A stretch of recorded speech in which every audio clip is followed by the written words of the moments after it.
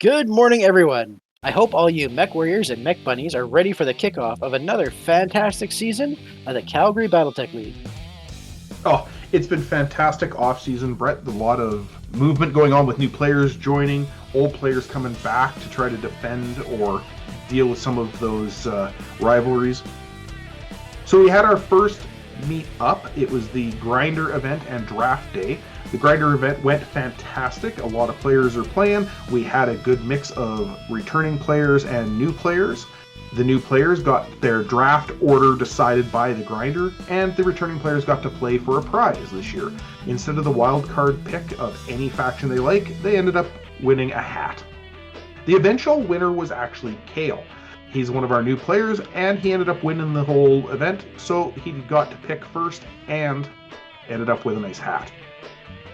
It was great to meet up with the new players and to shake hands with some of our friends with returning players, and I have to say, I see some good things coming with some of the new players, and I think we're going to have some learning curves for some of them as well, because a couple of them had a lot of questions, which is great.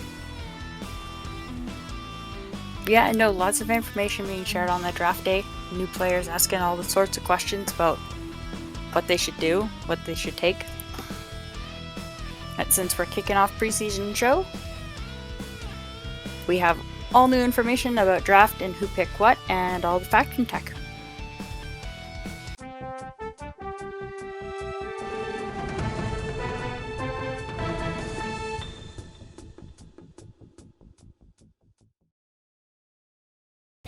You know what? The only real special announcement I can think of to put in this section would actually be, please make sure you're ready to go for Game 1. The things you need to bring are those fun little marquee sticks, also known as pencils. No pens, just so you don't make any mistakes. We also don't use laminated sheets and markers because it's really easy to accidentally mark the damage off. It's good to have more than one pencil on hand because, well, you don't really want to end up breaking off the end of your pencil and not being able to continue writing down. Don't worry guys, I always buy new ones and bring them for everybody to share. Also bring your models. You do need to bring the correct chassis. It doesn't have to be the right variant, but it does have to be the right chassis. We do also accept the paper reinforcements because they are official minis, but it's usually more fun to have the 3D. If you don't have them, contact other players in the league through our Discord or through Facebook, because quite often they will trade, they will sell, or they will lend you the mini so that you can at least play. And the most important thing is have a good attitude. Come ready to play, come to have some fun, come to learn some things about Battletech, because it usually is a really good time. Doors open at the Ogre's Den at 9 a.m. Everyone should be there by 10 a.m. so that you can have your map selections, the table set up, ready to go, and starting at 10:30. As games will end by 3:30 sharp with a dice down rule in effect. We've never done that. No, but we've Why never do you enforced know? it. No, it's never been that. We've argued this repeatedly. It's not. They cannot start a new round after quarter after 3. Right, which is No dice universally down. No dice down. as No dice down. No dice down.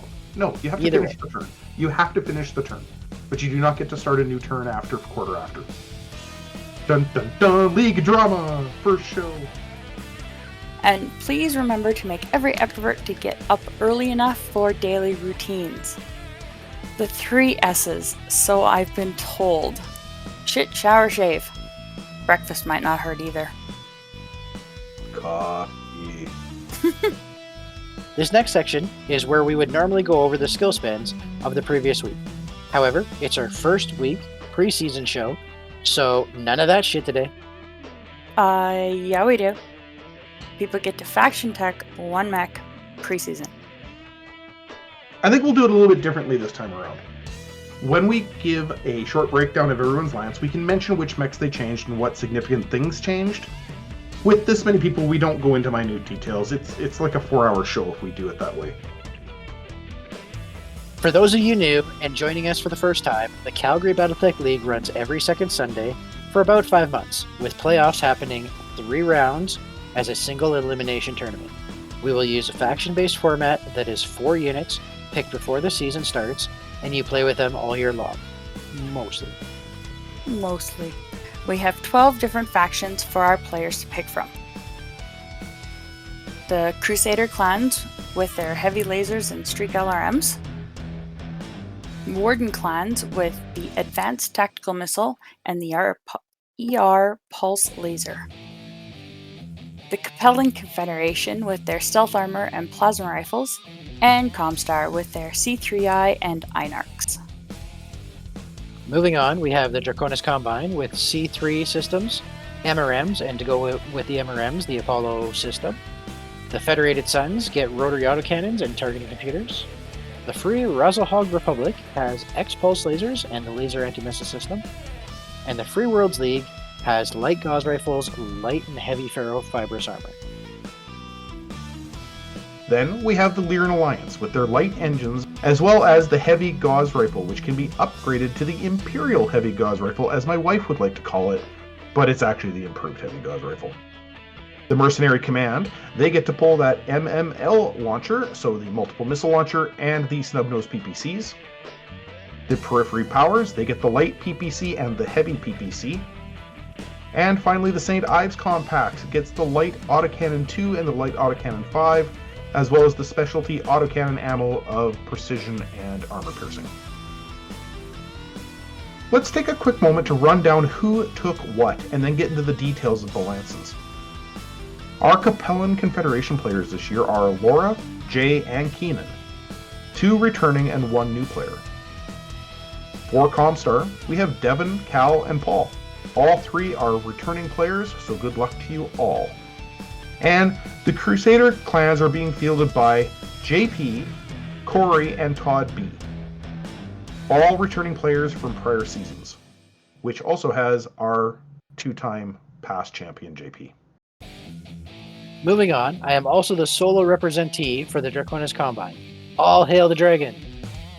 On the other side of the border, we have Chris, Alexander, and Brandon in the Federated Suns livery, while my other border is the Free Razzlehog Republic players. Heather and Todd, more different Todd, is one of our new players this season. Down south, we have Chris M. and John, both returning players representing the Free Worlds League. And for the Blue Steiner Fist, we have Carlo and Andre for the Lyran Alliance. Our mercenary faction is always at max capacity with Gary, Darren, Aaron, and yet another Chris, albeit this one new to us this season.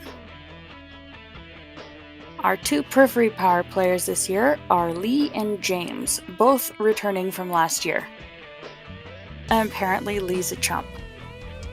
Yeah, we don't have to read every word Brett writes. We're allowed to paraphrase a little bit, but that's alright. When Brett can actually beat me in League, this new current League, I'll take it more seriously. When you're good enough to be in the same division as me, maybe it'll happen. Pretty sure I beat you first season in A. Yeah, and it's 2 seasons later, and have you beat him? We haven't seen each other. The last time we played was first season, so it's been a while. And you were giving somebody a hard time last season about ducking your games? I know, he keeps ducking games with me. No, they just haven't been falling into the schedule. Well, we have 2 more factions left to cover. We have the St. Ives Compact. It's also maxed out at all 4 players. 3 returning and 1 new. We have Jared, Jeff, the original OG Jeff, and Kale, migrating from the 40k group to a much better game. And our last but not least faction, the Warden clans, with only returning players here with Will, Scott, and Matt. Pick one of these factions. Really, Brett, you gotta tell me how to think now? I didn't want to put words in your mouth this time. You write the script. You put words in our mouths every week. So, which of the factions impresses you? Honestly, the faction I'd probably take last, which is Comstar. I don't understand all the radio mumbo jumbo, but Devin, Cal, and Paul are gonna give it their best shot. I was actually really surprised to see St. Ives fill up to max capacity. For the last 2 seasons, they've had to have admin teams because nobody wanted to play them. Lee took it last year, I took it the year before, and we end up playing the factions that there's no representation just to make sure that there's 1 in the season minimum. Hence the reason I'm playing DC this year.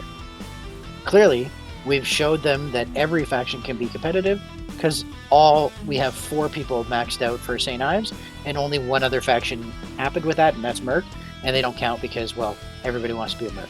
Yeah, everybody runs with Merc. Now, there's 2 factions that didn't get a lot of representation, and they are going to be played by Brett and I. Brett is playing for the Draconis Combine, because I picked before him, and I went with the Periphery Powers, because I've been really wanting to play with the heavy PPCs and the light PPCs. Brett, I know you're not a big MRM fan, but that C3 system should work out pretty good for you. Yeah, I think I played Draconis Combine Season 1, but I didn't run C3. So, funny enough, the season you beat me. So we're going to have a rematch in playoffs if you can pull up your socks and make it into A, and we will see if I can throw some C3 down your throat. On to the main event. The stables this year, in no particular order, or maybe there is an order. Clan Cobra Chicken for the Free Worlds League. This is John's Lance this year. Kakata 3G. Stalker 6M. A Tempest 3M. With his mech of choice rounding out the Lance as a modified Black Knight. The Black Knight is making use of the light ferrofibrous armor this season, upgrading to double heatsinks, and replaces the 3 large lasers with ER larges. Lance number 2, the Scions of Amaris. Our first St. Ives force, helmed by our own Jeff Painter. Running a Hunchback 4P for all the new Pew Pew lasers, a modified Cataphract, a Templar OC, and lastly, a Yu-Hang. Force number 3, one of my favorite team names this year, House Psychotic Weasel from Chris M. It's also a Free Worlds League faction. A Scorpion 1N is his medium, a Rifleman 7M, and a Grand Titan 1M, with his mech of choice being a modified Albatross. You don't see a lot of those very often. As a matter of fact, I commented on the Albatross and the Grand Titan 1M. That's a really unique duo. The Albatross has its Ferro armor upgraded to Heavy Ferro, which leaves enough tonnage for Case Upgrade and Artemis 4. Team number 4, the Wendigos Night Stalkers, return with Jay leading them. We see a modified Marshal, a Crusader 7L, a Thug 11E, and a Xanatos 30. The Marshal specifically requested to drop the other M5 as his single request, and then it upgraded the large laser into a plasma rifle and added stealth armor as part of its faction tech, with a prerequisite ECM being there for the stealth armor. Our 5th team is Lee, and, well, he likes to talk so he can tell us about his own stuff. It's the only way I get honest answers, is when I talk to myself. Reprising the Dead Man's Hand this year, I went with the Periphery Powers. As I said, I wanted to play with the heavy PPCs and the light PPCs. I'm fielding the ever-awesome Hatchetman 6M, the Avatar Prime, the Banshee 3S, yes, again this season, but I think I'm going to stick with it this year, and a modified Marauder 2 4A. For the Marauder 2, I asked to have both light and heavy PPCs represented. So what I ended up with was a mech that had both Beagle and ECM, while swapping both PPCs for a heavy PPC, and the large laser up on the torso into a light PPC with double heat sinks. I also do believe you upgraded the 2 medium lasers to medium pulses. Also reprising an age-old name, Alexander brings back the Wolfpack for team number 6 this time. This time, he's also going in for the Federated Suns faction. Showing all the Fed tech, he is rocking a Phoenix Hawk 3PL, the Nace Thunderbolt, and a Nightstar. Rounding out this man's lance is a modified Centurion. The Centurion will replace the AC-10 with a Rack 5, adding an XL engine and Endo Steel. Along with double heatsinks, it adds ECM and Artemis 4 while upgrading the mediums to Pulse. Like father, like son, Brett is also revisiting an old team name. Though he's also revisiting an old stable too. The Ghost Legion show up for the Draconis Combine. And with half the same mechs, kind of. This time, it's a Wolverine 8C instead of the 7K, a Gunslinger 2, ERD instead of a 1, and rounding out the lance is a Quick Draw, and a modified Charger 1A9. The Charger bumps up its speed to a 585 with an XL engine, picks up C3 unit double heat sinks, and some more armor. And still, isn't it awesome? Team number 8 has Andre, trying again this year with his first Alliance Grenadiers of the Lyran Alliance. He's rocking a Sentinel 3KA, another very rare and unique mech, a Rifleman 6X, and a Fafnir 5X, while a modified Penetrator fills out this Lance's final slot. The Penetrator sees a little refit with a light engine, 2 large lasers, and 6 medium pulse lasers with an AMS and ECM. Combo number 9, JP brings some clan love this year with the neutral Reavers again. 3 mechs and a Flamer Elemental for everyone this season that is playing clan faction. His 3 mechs are a Dragonfly C, a Tomahawk C CBL, so it's modified so it's compliant with our faction text, which drops the ATMs for a pair of Streak 15s, and a modified Orion 2C. The Orion will make use of an XL engine to upgrade the ER larges into pulse lasers, and swaps out the LRM-20 for a Streak 15 while getting ECM as well. Lance number 10 is Corey bringing back Ansgar's Outlaws. Again, it's nice to see some people sticking with the same team names. Makes it easier to learn, more like easier to remember.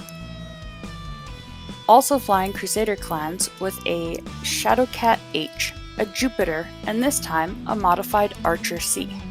Me Archer will rock in quad heavy medium lasers and a pair of Streak LRM 15s, with AMS and ECM rounding it out. Our 11th hour team is Matt and Kat's Nightingale Cavalry, this year with the Warden clans. Kat upgraded to a Rifleman 2C4, really solid mech, a Blood Asp E, and a modified Ice Ferret C, which swaps out the LRM-5s for ATM-3s with an ECM to keep the little elemental delivery system a threat. Team 12 has a son taunting the father. Brandon flies the Warthog's Revenge for the Federated Sons this year, with an Enforcer 6H, another Nace Thunderbolt, the Thug 11E, and a Marauder 3R. No faction tech being used here. Lucky number 13, Devin flies in on the Comstar banner with the Black Wake. Not Blake Wake, mind you. That's so bad, Brett.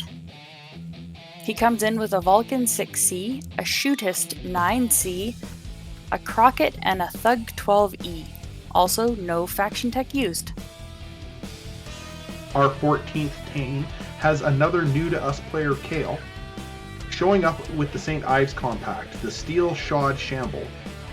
Well, it's almost alliteration. I think I can handle this one, though. It puts a Wolverine 7H, a Quick Draw 5K, and a Devastator 1D, and a modified Marauder 4A. This Marauder 2-4A mounts a pair of light autocannons in each arm and an LB-20X in the torso. Be wary of closing with this mech.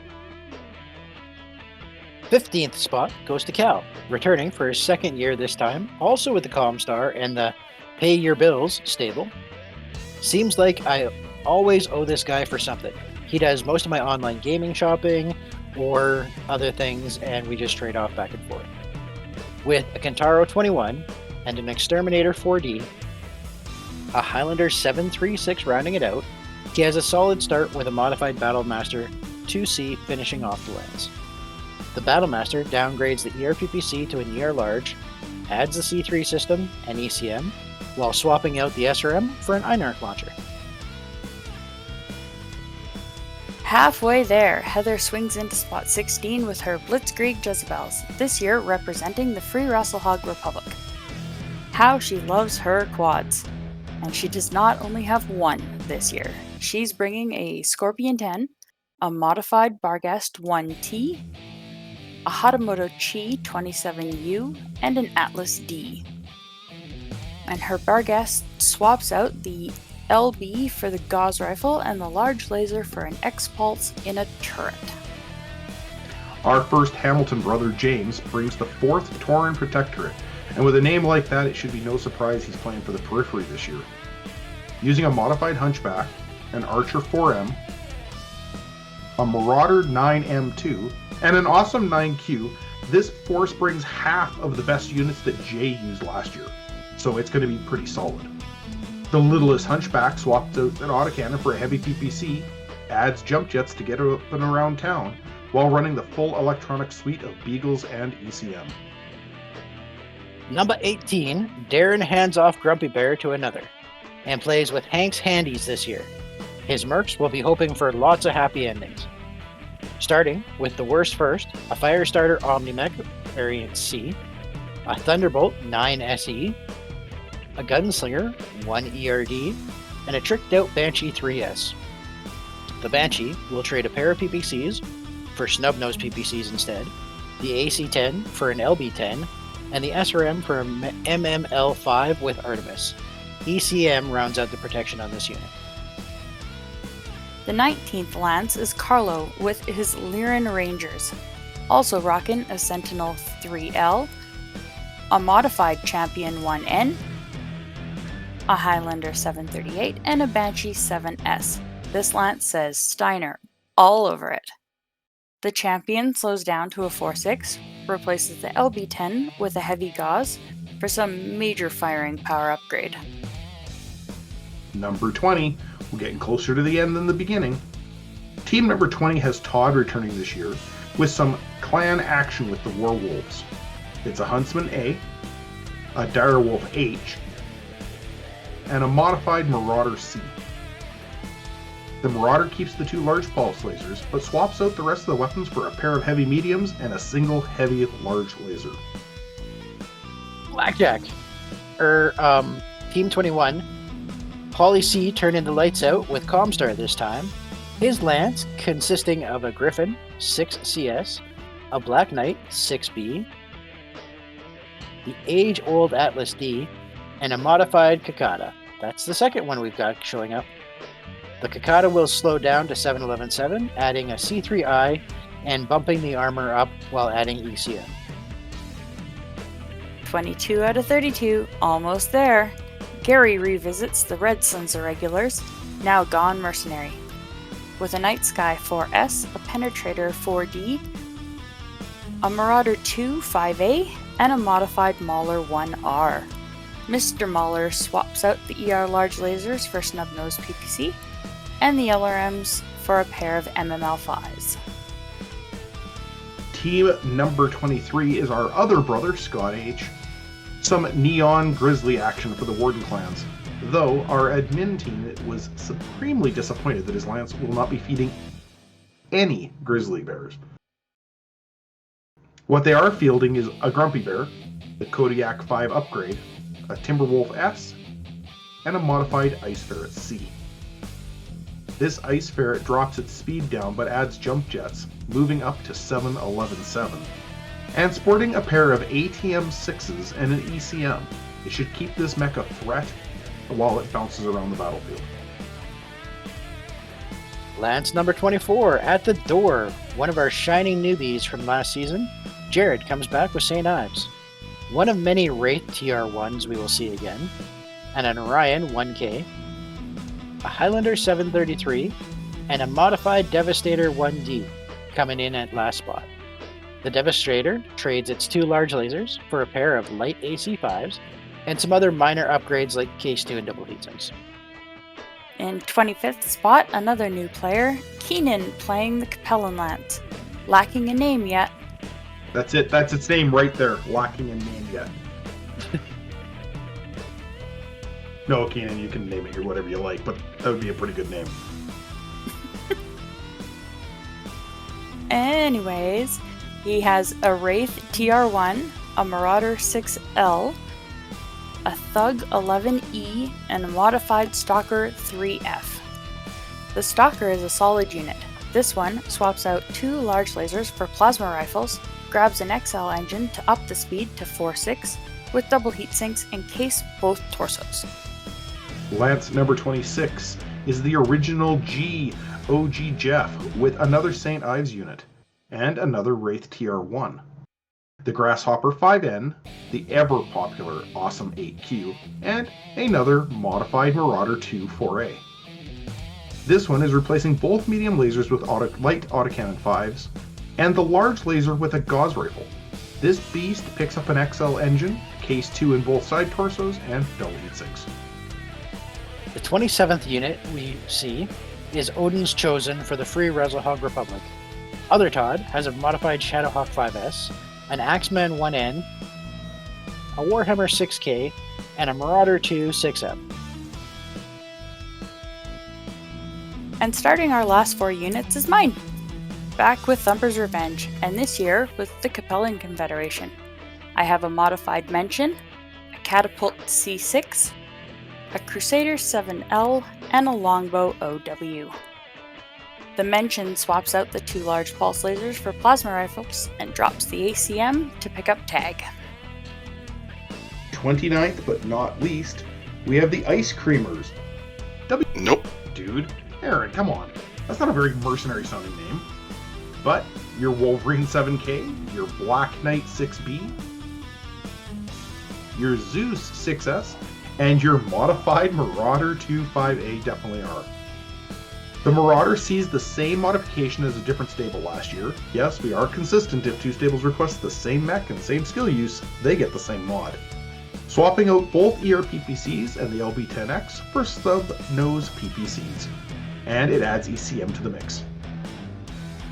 Our 30th stable is Chris and his Paxton's Pathfinders. Again, stability in the name. This season, representing the Federated Suns with a Phoenix Hawk 3PL, a Marauder 2R, a Gunslinger 1 ERD, and a modified Cyclops with a Rack 5 replacing the AC-20. Will has come back again this season. Well, he's a clanner, going with a Stormcrow Prime, a Hellbringer B, and a Daishi H.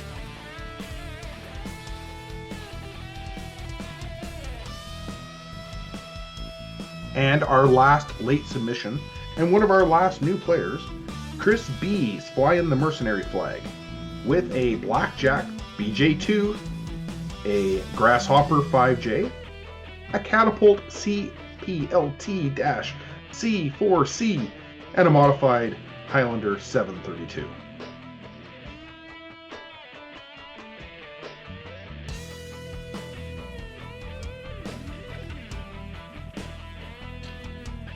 Well, Laura, what team do you think will take the top spot in regular season, and why?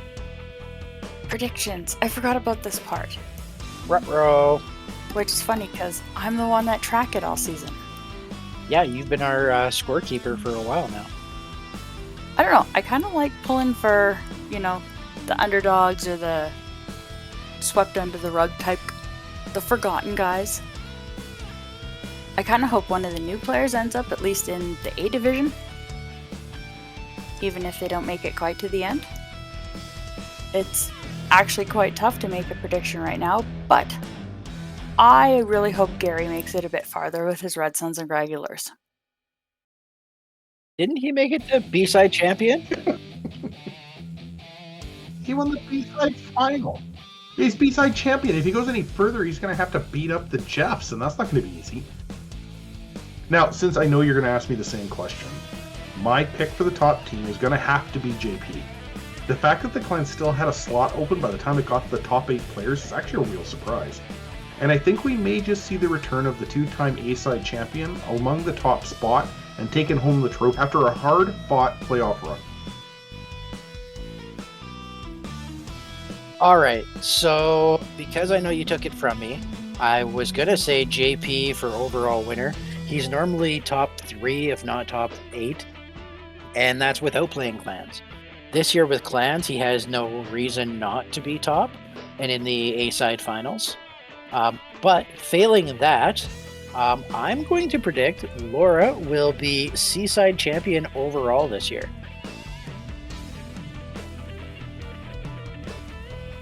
Something that I found surprising throughout the lists here, I was kind of shocked initially by the 4 St. Ives players taking that all.